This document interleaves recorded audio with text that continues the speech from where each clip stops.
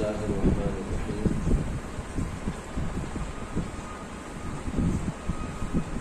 فرماتے ہیں کہ عقل مند کو اپنے باطن کی اصلاح کے لیے اہتمام کرنا چاہیے اور دن کے معیار کی بلندی اور تنزل اور حرکت اور سکون کا جائزہ لیتے رہنا چاہیے، اس لیے کہ اوقات کا تکدر اور لذتوں کی کمزوری صرف دل کی خرابی کی بنا پر ہوتے ہیں۔ عقل مند انسان کو اپنی اصلاح کی فکر کرنا چاہیے، اصلاح کا اہتمام کرنا چاہیے، اور اصلاح بھی کون سی؟ باطن۔ ایک ہے ظاہر اور ایک ہے باطن۔ ظاہر جو نظر آتا ہے، باطن جو نظر نہیں آتا۔ ظاہر کی اصلاح یعنی آنکھ کی اصلاح، زبان کی اصلاح، ہاتھ پیر کی اصلاح، یہ بھی ضروری ہے،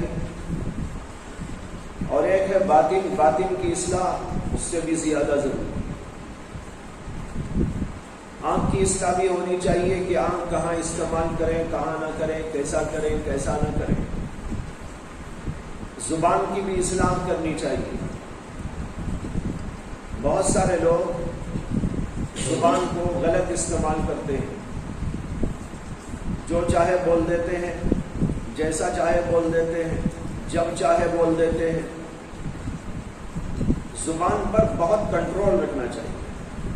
حدیث کے اندر آتا ہے کہ نبی اکرم صلی اللہ علیہ وسلم سے کسی صحابی نے نصیحت کی درخواست کی، تو نبی اکرم صلی اللہ علیہ وسلم نے اپنی زبان کو ایسا ہاتھ میں پکڑ لیا اور فرمایا کہ اس کی حفاظت کرو۔ انہوں نے کہا کہ یا رسول اللہ، کیا زبان اتنی زیادہ سخت بات ہے، سخت چیز ہے؟ تو نبی اکرم صلی اللہ علیہ وسلم نے فرمایا کہ ہاں، اس لیے کہ زبان کی کھیتی ہی ہے جو انسان کو اونھے منہ جہنم میں لے جاتی ہے۔ زبان کی کھیتی سے مراد ہے زبان سے نکلنے والی چیزیں۔ زبان سے کبھی جھوٹ نکل رہا ہے، کبھی غیبت نکل رہی ہے، کبھی چغلی کھا رہا ہے، کبھی کسی کو برا بھلا بول رہا ہے، کسی کو گالی دے رہا ہے، یا فضول بکواس کر رہا ہے۔ یہ سب چیزیں زبان کی کھیتی ہیں۔ جیسے آپ کھیت لگاتے ہیں تو اس سے کچھ اگتا ہے، اسی طریقے پر زبان، اس کی بھی کچھ کھیتی تیار ہوتی ہے، اچھی بھی ہوتی ہے، بری بھی ہوتی ہے۔ اگر انسان اس سے اچھے کام لے گا تو اچھی کھیتی تیار ہوگی، اور اگر اس کو برے طور پر استعمال کرے گا تو بری کھیتیاں تیار ہو جائیں گی۔ غیبت کا ایک باغ تیار ہو جائے گا، چغلی کا ایک باغ تیار ہو جائے گا، گالم گلوچ کا ایک باغ تیار ہو جائے گا، اور ہنسی مذاق و تفریح کا ایک باغ تیار ہو جائے گا، کھیت تیار ہو جائے گا۔ لیکن یہ سارے کھیت انسان کو جہنم رسید کرتے ہیں۔ اس کے بجائے انسان اپنی زبان کو اچھے طور پر استعمال کرے۔ کیا بولنا چاہیے، کیسا بولنا چاہیے، کتنا بولنا چاہیے، کب بولنا چاہیے، یہ سب سیکھنا ہے۔ کب بولے، کب نہ بولے، کیا بولے، کیا نہ بولے، کیسا بولے، کیسا نہ بولے، اور کتنا بولے۔ یہ 4 سوالات ہو گئے۔ کب بولنا، کیا بولنا، کیسا بولنا، کتنا بولنا۔ یہ چاروں کی پریکٹس کرنی پڑتی ہے آدمی کو، ورنہ تو یہ زبان جو ہے بکواس کرتی رہتی ہے۔ بکواس میں جو چاہے زبان سے نکلتا ہے، نتیجہ یہ ہوتا ہے کہ انسان ایک ایسی کھیتی تیار کر لیتا ہے جو اس کو جہنم رسید کر دیتی ہے۔ یہ 4 باتیں یاد رکھو زبان کے بارے میں۔ ایک بات کیا بولنا، دوسرا کب بولنا، تیسرا کیسا بولنا، چوتھا کتنا بولنا۔ کیا بولنا، کیا نہیں بولنا، یعنی شریعت کس بات کی اجازت دیتی ہے اور کس بات کی اجازت نہیں دیتی۔ پہلے تو یہ غور کرنا ہے، بولنا ہے تو پہلے سوچئے کہ میں یہ بات بولنا چاہتا ہوں تو یہ بولوں کہ نہ بولوں، مجھے بولنا چاہیے کہ نہیں بولنا چاہیے، شریعت اس کی مجھے اجازت دیتی ہے یا نہیں دیتی؟ اگر شریعت اجازت دے رہی ہے تبھی بولنا ہے، اجازت نہیں تو بولنا ہی نہیں، اس کے بعد دوسرے تیسرے سوال کا نمبر ہی نہیں آئے گا۔ پھر اس کے بعد اگر شریعت کہتی ہے ہاں جائز ہے تمہارے لیے بولنا، تو پھر دوسرا سوال یہ ہے کہ کب بولوں، اسے کہ ہر موقع بھی بولنے کا نہیں ہوتا۔ مثلا ایک آدمی کچھ غلطی کر رہا ہے، آپ نے شریعت سے پوچھا کہ میں اس کو ٹوکنا چاہتا ہوں، میں ٹوکوں یا نہ ٹوکوں؟ شریعت نے کہا کہ بھائی امر بالمعروف نہی عن المنکر کرنا ہے، اس کو بتاؤ، سمجھاؤ، اصلاح کرو۔ اب آپ دوسرا سوال کریں گے یہ کب بولوں، یعنی کہ جناب سب کے سامنے بول دیا یا موقع بے موقع بول دیا۔ اگر بے موقع بات ہوتی ہے تو نقصان دہ ہوتی ہے۔ حضرت حکیم الامت مولانا اشرف علی تھانوی نور اللہ مرقدہ کہتے ہیں کہ ایک بار میرا سفر تھا، اور یہ سفر تھا ٹرین کا۔ اس زمانے میں ٹرین ہی بہت بڑی بات تھی، تو ٹرین میں سفر ہو رہا تھا، تو جس کمپارٹمنٹ میں بیٹھے ہوئے تھے وہاں پر ایک نوجوان بھی تھا جو ٹخنے سے نیچے پاجامہ لٹکاتے پھر رہا تھا۔ حضرت کہتے ہیں کہ بار بار دیکھتے دیکھتے دیکھتے میرا دل اندر سے کہنے لگا کہ اس کو ٹوکنا چاہیے۔ کہتے ہیں کہ میں نے اسے بلا کر کہا کہ بھئی آپ کا پاجامہ اتنا نیچے لٹک رہا ہے، شریعت میں جائز نہیں ہے۔ اتنا کہتے ہی وہ شریعت ہی کو ماں بہن کی گالی دینا شروع کر، شریعت ہی کو، شریعت کی ایسی تیسی، شریعت کی اپنا یہ وہ، نعوذ باللہ۔ حضرت تھانوی کہتے ہیں کہ میں تو بالکل خاموش ہو کے بیٹھ گیا، کیا جواب دیتا؟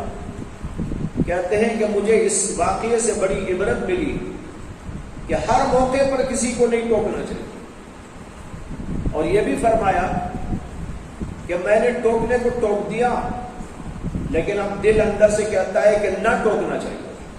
کیوں؟ اس لیے کہ پہلے تو وہ صرف گنہگار تھا، میرے ٹوکنے کے بعد تو وہ کافر ہو گیا۔ اس لیے کہ ماں بہن کی گالی شریعت کو دی جائے، شریعت کی توہین ہے، تذلیل ہے، تحقیر ہے، اس کی وجہ سے تو وہ آدمی کافر ہی ہو گیا۔ پہلے تو صرف اتنا تھا کہ پاجامہ لٹکاتے پھر رہا تھا، گنہگار تھا، اب یہ ہو گیا کہ اس سے بڑی بات ہو گئی کہ کفر کے دائرے میں پڑ گیا۔ دیکھو، اس لیے یہ سوچ کر سمجھ کر گفتگو کرنا پڑے گا، بولوں کہ نہ بولوں، بولوں تو کب بولوں۔ اب اسے عقل کا استعمال چاہیے، اور یہاں بزرگوں کے تجربات بھی لینا چاہیے، ان کے احوال اور واقعات کو پڑھنا چاہیے۔ ان کے احوال سے پتہ چلتا ہے کہ ان بزرگوں نے کس موقع پر کس بات کو کس انداز سے ادا کیا، اس میں ہمارے لیے عبرت اور نصیحت ہوتی۔ یہ دوسری بات ہوگی۔ تو اگر شریعت کہتی ہے کہ ٹوکو، بولو، اور پھر آپ کو یہ اندازہ بھی ہو گیا کہ ہاں یہ موقع ہے بولنے کا، کسی کو ٹوکنا ہو تو علن اعلان نہیں ٹوکنا چاہیے، اس کو یاد رکھو، علن اعلان نہیں ٹوکنا چاہیے۔ بہتر اور افضل بلکہ اہم بات یہ ہے کہ کسی کو نصیحت کرنا ہو تو اس کو در پردہ نصیحت کرو، کہیں اور خفیہ انداز پر لے جا کر اس کو بات کرو، سمجھاؤ۔ اگر علن اعلان کر دیا تو ہو سکتا ہے کہ کبھی غلط اس کا اثر پیدا ہو اور اچھا نتیجہ نکلنے کے بجائے برا نتیجہ نکلے۔ پھر اس کے بعد سوال پیدا ہوتا ہے کہ ٹوکنا ہے، روکنا ہے یا بولنا ہے، کسی کو کچھ بتانا ہے تو کیسا بولنا چاہیے؟ یہ نہیں کہ جناب جیسا چاہے بول دو، یہ بھی غور کرنا چاہیے کہ کیسا بولوں، اس کو مجھے سمجھانا ہے، اس کو مجھے ایک بات کہنا ہے، اس کے دل میں ایک بات بٹھانا ہے، یا کسی کو کوئی بات واضح کرنا ہے، تو میں اس کو کس انداز سے پیش کروں؟ اس لیے کہ ہر انداز بھلا نہیں ہوتا، ہر انداز مؤثر نہیں ہوتا، بلکہ بہت سارے انداز اور طریقے ایسے ہوتے ہیں جو نقصان دہ ہوتے ہیں، بات کچھ کی کچھ ہو جاتی ہے۔ یہ واقعہ لکھا ہے کتابوں میں کہ ایک بادشاہ کو ایک خواب نظر آیا تھا۔ خواب میں اس نے دیکھا تھا کہ اس کے سارے دانت جھڑ گئے، تو اس کو بہت حیرت ہوئی کہ ایسا کیا خواب نظر آیا ہے کہ سارے دانت جھڑ گئے۔ تو اس نے حکم دیا کہ بھائی ہماری مملکت میں جو بڑے بڑے معبرین ہیں، تعبیر دینے والے، ایسے لوگوں کو بلا کے لاؤ تاکہ میں ان سے میرے خواب کی تعبیر معلوم ہو۔ چنانچہ بڑے نامور جو معبرین تھے ان کو بلایا گیا کہ آپ کو بادشاہ بلا رہے ہیں، کوئی خواب کی تعبیر معلوم کرنا ہے۔ تو کچھ لوگ آئے، اب بادشاہ کے پاس ان کو بھیجا گیا۔ تو بادشاہ نے ایک معبر سے کہا کہ دیکھو میں نے ایسا خواب دیکھا ہے، کیا تعبیر ہے اس کی؟ تو اس آدمی نے کہا کہ اس کا مطلب یہ ہے کہ آپ کے سارے خاندان کے لوگ آپ کے سامنے مر جائیں گے۔ سارے دانت جھڑ گئے، دانت کیا ہے؟ رشتہ دار۔ جھڑ گئے کا مطلب آؤٹ ہو گئے، یہ سارے کے سارے آپ کے سامنے آؤٹ ہو جائیں گے۔ بادشاہ کو بڑا غصہ آ گیا، کیا تعبیر دے رہا ہے؟ اس نے فوراً حکم دیا اپنے لوگوں کو، اس آدمی کو لے جاؤ قید خانے میں ڈالو۔ بڑا ناہنجار آدمی ہے، فن سے واقف ہوگا لیکن طریقہ نہیں ہے، اس کو لے جا کے قید خانے میں ڈال دیا۔ اس کے بعد کہا اور کوئی ہے معبر، اس کو بھیجو۔ اب دوسرا معبر تھا، اس کو بھیجا گیا۔ اس خواب کی تعبیر تھی ہی ہے تو بیچارے دیتے کیا اور ہے نا، تعبیر تھی ہی ہے۔ تو دوسرے آدمی نے بھی وہی کہا کہ سارے آپ کے رشتہ دار آپ کے سامنے جھڑ جائیں گے۔ اس کو بھی اٹھا کے قید خانے میں بھیج دیا۔ پھر تیسرے کو بلایا، چوتھے کو بلایا، تعبیر تھی ہی ایک، سب کے دماغ میں اللہ نے وہی ڈالی، سب وہی دیتے رہے اور سب کو قید خانے میں ڈالا جاتا رہا۔ بڑی مصیبت آ گئی۔ آخر میں ایک صاحب آئے، وہ آئے بادشاہ کے سامنے، ان کو پیش کیا گیا۔ تو بادشاہ نے کہا کہ دیکھو میں نے ایسا خواب دیکھا ہے، اس کی تعبیر دو۔ انہوں نے سنتے ہی ماشاء اللہ سبحان اللہ، کیا پیارا خواب آپ نے دیکھا ہے، ایسا خواب تو ہم جیسے لوگوں کو کہاں نصیب، ایسے خواب تو بادشاہ ہی دیکھ سکتے ہیں۔ پہلے تمہید باندھی انہوں نے، لمبی چوڑی تمہید، سبحان اللہ ماشاء اللہ الحمدللہ مبارکبادی۔ اب ذہن بن گیا بادشاہ کا، وہ کیا کہ اچھی تعبیر آ رہی، اب تک تو پوری تعبیر آئی، اب کوئی اچھی تعبیر آنے والی ہے۔ اس نے کہا کیا تعبیر ہے؟ کہا کہ حضور آپ نے جو خواب دیکھا ہے، کیا کہوں اتنی بہترین تعبیر ہے اس کی، میرے پاس اسے بولنے کے لیے الفاظ نہیں، سوچ رہا ہوں کن الفاظ سے اس کو تعبیر کروں، کیسے انداز سے آپ کے سامنے اس کو پیش کروں۔ اس کے بعد سنبھل کے بیٹھ کے کہنے لگے اس کی تعبیر یہ ہے کہ آپ کے خاندان میں آپ کی عمر سب سے بڑی ہے،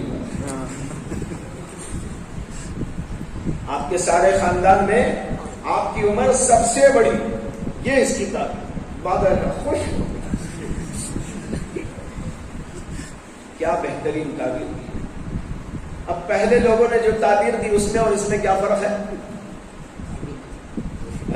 تعبیر ہی کا فرق ہے، بولنے کا انداز کا فرق ہے، باقی مطلب وہی ہے اس کا بھی۔ انہوں نے کہا آپ کے سارے خاندان والے آپ کے سامنے مر جائیں گے، انہوں نے کہا کہ آپ کے سارے خاندان میں آپ کی عمر زیادہ ہوگی۔ نتیجہ ایک ہی ہے دونوں باتوں کا، لیکن پیش کرنے کا انداز الگ ہے۔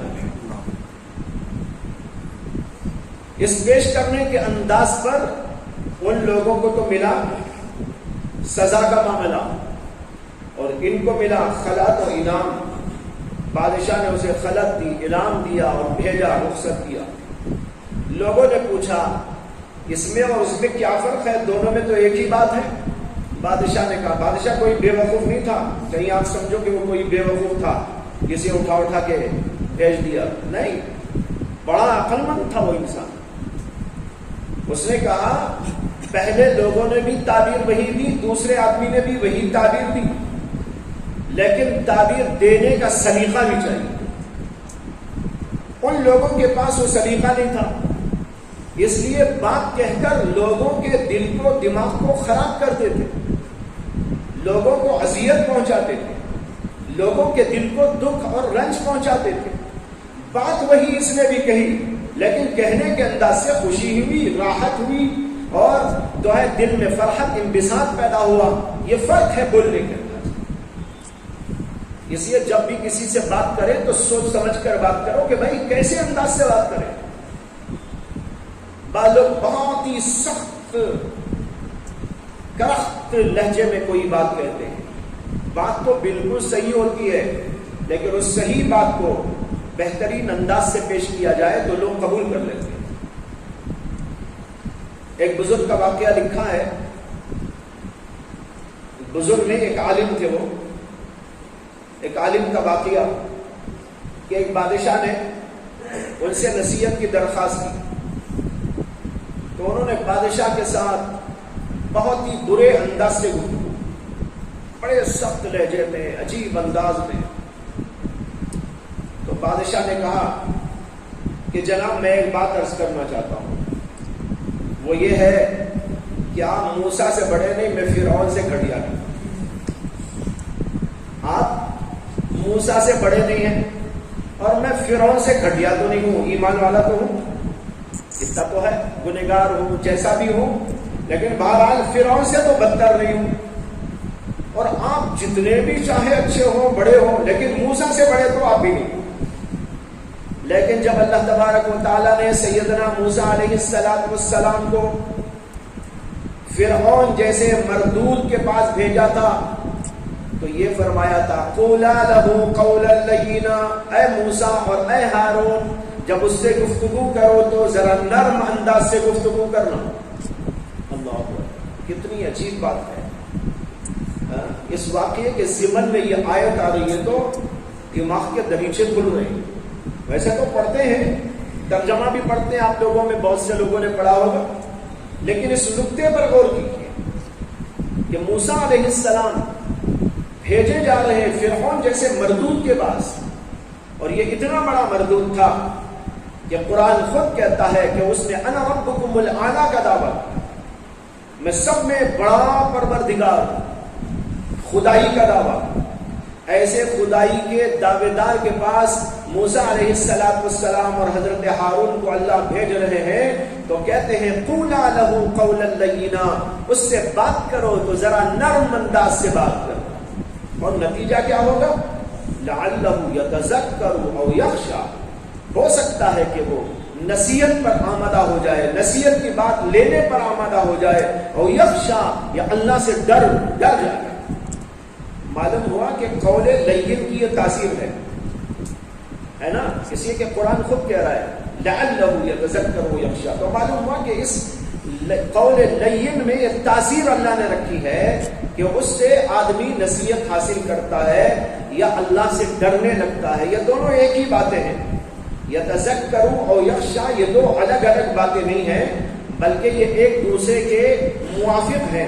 تذکر ہوگا تو خشیت خود آ جائے گی، تذکر عام ہے، خشیت خاص ہے، تو اس لیے عطف کیا گیا، یہ از قبیل عطف خاص علی العام کے ہے، عام پر خاص کو عطف کر دیا گیا اور کہا لعلہ یتذکر و یخشی۔ معلوم ہوا بولنے کا خاص انداز ہونا چاہیے، پیارا انداز ہونا چاہیے، لبھانے والا انداز ہونا چاہیے، کسی سے بھی بات کرو تو اچھے انداز کی بات کرو، برے انداز سے بات کرو۔ یہ تو تبلیغ و دعوت اور دین کی بات پہنچانے کے سلسلے میں نے عرض کر دی. ویسے عام حالات میں بھی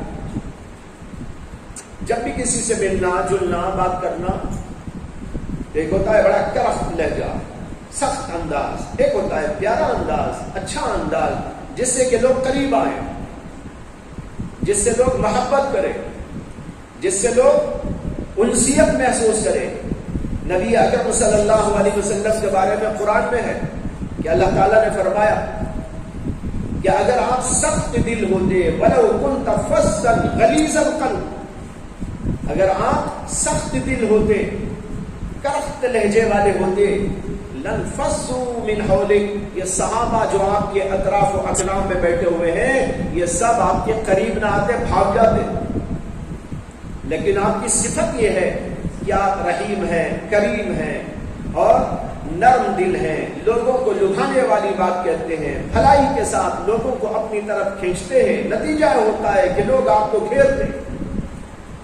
اس لیے اگر آپ کہیں جائیں گے آگے خدمت کریں گے تو ایسا انداز اختیار کرو کہ لوگ آپ سے پیار کریں، لوگ آپ سے محبت کریں، لوگ آپ کے قریب آئیں، لوگ آپ کی بات کو سنیں، آپ سے استفادہ کریں. اس کے لیے مشق کرو، بولنے کی مشق. سمجھ میں آئی نا بات؟ یہ کتنی باتیں ہوئی؟ 3 ہوئی. پہلی بات کیا بولے، دوسری بات کب بولے، تیسری بات کیسا بولے، چوتھی بات یہ ہے کہ کتنا بولے. یعنی کہ جہاں موقع آیا بولنے کا تو بس بولنے ہی لگے، یہاں تک کہ لوگوں کو چپ کرنا پڑے. اور لوگ کہنے لگے ملا باشد کے چپ نہ شبد، ملا باشد کے چپ نہ شبد. یہ ملا صاحب اتنا بول رہے ہیں اتنا بول رہے ہیں کہ چپ ہی نہیں ہوتے. یہ ملا کی تعریف لوگوں نے اس لیے کر دی کہ لوگ بول بول کر لوگوں کو اس میں غلط فہمی میں مبتلا کر دی. ورنہ تو ہم نے ماشاءاللہ ایسے ملاؤں کو بھی دیکھا ہے جن کے بولنے کی آرزو ہوتی تھی پھر بھی نہیں بولتے. حضرت مولانا رشید احمد گنگوہی رحمۃ اللہ علیہ، ان کی مجلس ہوتی تھی خاموش مجلس، لوگ بیٹھے رہتے تھے، حضرت اپنے ذکر میں لگے رہتے تھے، آنے والا بھی ذکر میں مشغول ہو جاتا تھا. کبھی کسی نے کوئی سوال کر لیا مجلس کے اندر، کوئی مسئلہ پوچھ لیا، کوئی تصوف کی بات یا فقہ کی بات دریافت کر لی یا حدیث کی تشریح کی بات سمجھنا چاہا، حضرت چچے تڑے الفاظ میں مختصر اس کو جواب دے دیتے. کبھی 2 بول میں جواب، کبھی 1 آدھ سطر والا جواب، ایسا جواب دیتے اور پھر خاموش ہو جاتے. پھر کبھی کسی نے پوچھا تو تب بولتے، ورنہ تو خاموش مجلس ہوتی. لوگ چاہتے تھے کہ حضرت بولے لیکن بولتے نہیں. دیکھو یہ بھی تو ملا ہی تھے. اب لوگوں نے تعریف کر دی ملا کی، ملا آباشت کے چپ نہ شبد، لیکن یہاں ایسے ملا ہیں جو چپ ہی رہتے ہیں. اسی طرح حضرت مفتی مظفر حسین صاحب رحمۃ اللہ علیہ ہمارے شیخ اور مرشد، ان کی مجلس بھی خاموش مجلس ہوتی. 1 گھنٹہ بیٹھے ہوئے ہیں، سب بیٹھے ہوئے ہیں جیسے آپ لوگ بیٹھے ہیں، لم ادھر سے ادھر، سب خاموش، حضرت بھی خاموش. کسی نے کچھ پوچھ لیا تو 2-4 منٹ کے اندر اس کا جواب دے دیا، پھر خاموش. وجہ یہ تھی کہ ان بزرگوں کے ہاں سوچ کر بولتے تھے بولنا ہے کہ نہیں بولنا ہے، ضرورت ہے تو بولیں، ضرورت نہ ہو تو کیوں بولیں، اس لیے خاموش رہتے تھے. دارالعلوم دیوبند میں ایک بہت بڑے عظیم محدث گزرے ہیں، حضرت مولانا محمد میاں صاحب رحمۃ اللہ علیہ، جو مفتی محمد شفیع صاحب رحمۃ اللہ علیہ کے بھی اساتذہ میں سے. ان کا ایک واقعہ لکھا ہے اور مفتی شفیع صاحب رحمۃ اللہ علیہ ہی نے بیان کیا ہے کہ ایک دفعہ روزانہ ان کی مجلس ہوتی تھی عصر کے بعد. لوگ سوال کرتے تھے، حضرت جواب دیتے تھے اور پوچھنے والے بہت کچھ پوچھتے رہتے تھے. ایک بار حضرت نے یہ اعلان کر دیا کہ بھائی کل سے جو بھی ہماری مجلس میں آنا چاہتا ہو یا بولنا چاہتا ہو تو اس کو عربی میں بولنا ضروری. جو بھی آئے بات کرے ٹھیک، لیکن عربی میں بولے گا، اردو میں نہیں۔ اب اعلان ہو گیا، اب دوسرے دن آئے بیٹھے لوگ، دارالعلوم دیوبند کے اساتذہ بھی ہوتے تھے ان کی مجلس میں، طلبا بھی ہوتے تھے، بڑے بڑے جماعتوں کے طلبا ہوتے تھے، تفسیر پڑھنے والے، حدیث پڑھنے والے، ادب پڑھنے والے، مفتیان سب ہوتے تھے۔ اب آئے ہیں اور بیٹھے ہیں، سب خاموش ہیں، کوئی نہیں بولتا۔ بہت دیر کے بعد کسی صاحب نے ایک سوال کیا، پہلے دماغ میں عربی بنائی اس کی، اسے کہ اپنی زبان نہیں ہے نا، تو اسے بولنے کے لیے پہلے پاپڑ بیلنے پڑتے ہیں۔ اب وہ دماغ میں تیار کیا یہ سوال، اب وہ سوال اتنا تیاری کے ساتھ آئے گا تو جچے تلے الفاظ ہی میں ہوگا، اسے جچے تلے الفاظ میں سوال بنا کر حضرت کی خدمت میں کہا کہ حضرت یہ سوال ہے۔ حضرت نے اس کا جواب دے دیا مختصر، پھر خاموشی کر لی۔ پھر بہت دیر کے بعد ایک کوئی مولانا صاحب نے ایک اور سوال کیا، پھر حضرت نے اس کا جواب دیا، پھر خاموشی کاری ہو گئی۔ اب روزانہ اسی مجلس ہو رہی ہے، پہلے بڑا ہما ہمی کا معاملہ ہوتا تھا، ادھر سے ایک سوال آ رہا ہے، ادھر سے ایک سوال آ رہا ہے، لمبا چوڑا سوال آ رہا ہے، لیکن اب تو سوالات کی یہی بند ہو گئی مجلس، اور حضرت بھی مختصر جواب دیتے رہے۔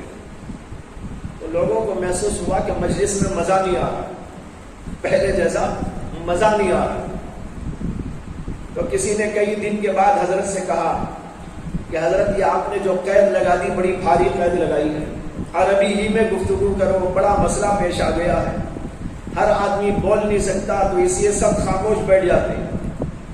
حضرت نے فرمایا کہ ہاں بھائی، میں نے قید اس لیے لگائی کہ لوگ بس بولتے چلے جا رہے ہیں، بولتے چلے جا رہے ہیں، اور ان کو یہ دھیان نہیں ہے کہ ایک ایک لفظ کا بھی قیامت کے اندر جواب دینا ہے، ایک ایک لفظ کا جواب دینا ہے۔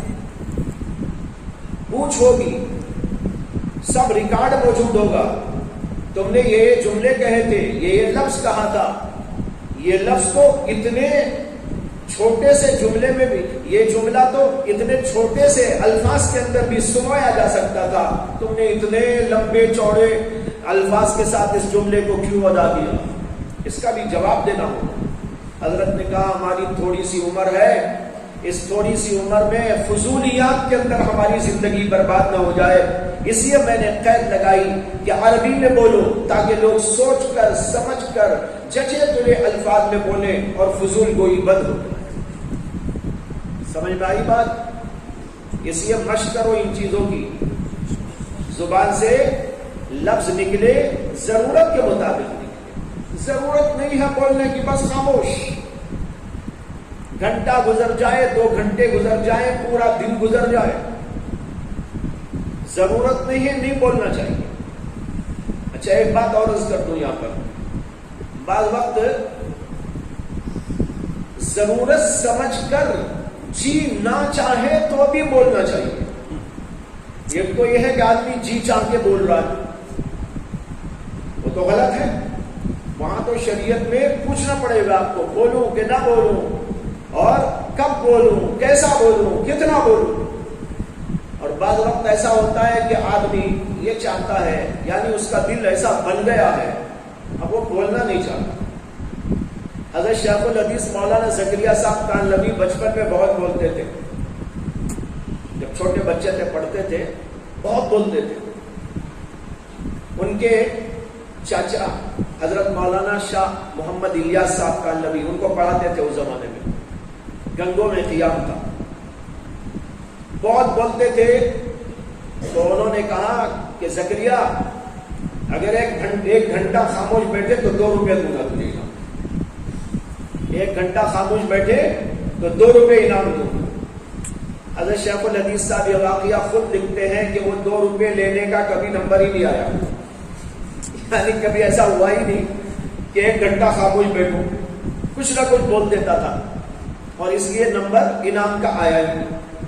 لیکن اس کے بعد اللہ نے ان کو ایسے مراتب پر پہنچایا، ایسے بلند درجات عطا فرمائے، اور اپنا عاشق بنایا، رسول کا عاشق بنایا، دین کا خادم بنایا، حدیث کا عالم بنایا، اور اتنا بڑا کام ان سے اللہ نے لیا.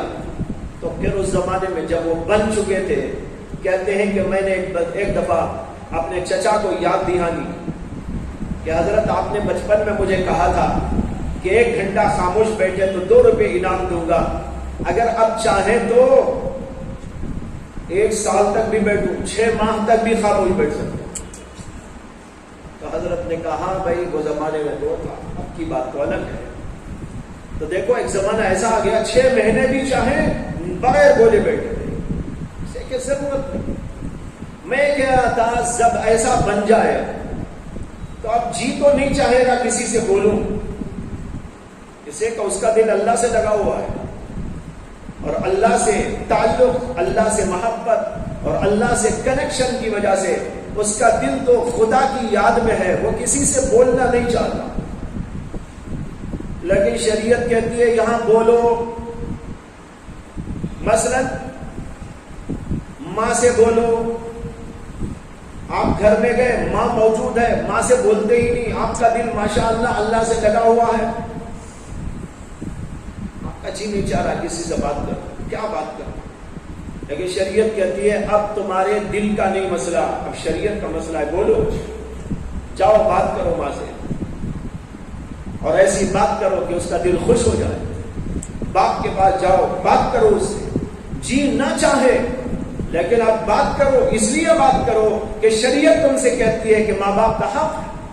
اسی طرح شادی شدہ ہے، بیوی گھر میں موجود ہے، ذکر اللہ میں لگ کر عاشق بات بیوی سے نہیں کر رہا ہے، موقع آتا ہے سب. لیکن اب شریعت کہتی ہے بولو. اب یہاں بیوی سے بولنا عبادت ہے، سمجھ میں آ رہی نا بات. اسی طرح کوئی ملنے والے آ گئے، جی نہیں چاہ رہا ہے لیکن ملو. اب شریعت کہتی ہے ملو. اب یہاں جی نہ چاہتے ہوئے بھی، دل کے بار آتے ہوئے بھی بہرحال بات کرنا چاہیے. سمجھ میں آئی نا بات. یہ ہے حدود شریعت کے. یہ سب سیکھنے سے اور استعمال کرنے سے، اپنے آپ کو بنانے سے یہ چیزیں انسان کے اندر پیدا ہوتی ہیں. بہرحال ایک جملہ یہاں آیا تھا، عقل مند کو اپنے باطن کی اصلاح کرنے کی فکر کرنا چاہیے.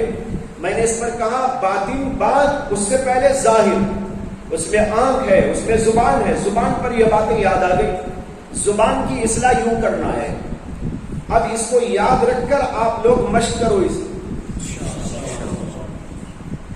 بے ضرورت نہ بولو، خام و خواہ نہ بولو، لمبے چوڑے ادھر ادھر کے بکواس مت کرو. ہر چیز میں سوچ کر سمجھ کر بات کیا کرو. اس طرح کرتے کرتے کرتے آپ کے اندر وہ صلاحیت اور قابلیت پیدا ہو سکتی ہے. اللہ تعالی ہم سب کو ہدایت اور توفیق عطا فرمائے. وآخر دعوانا الحمد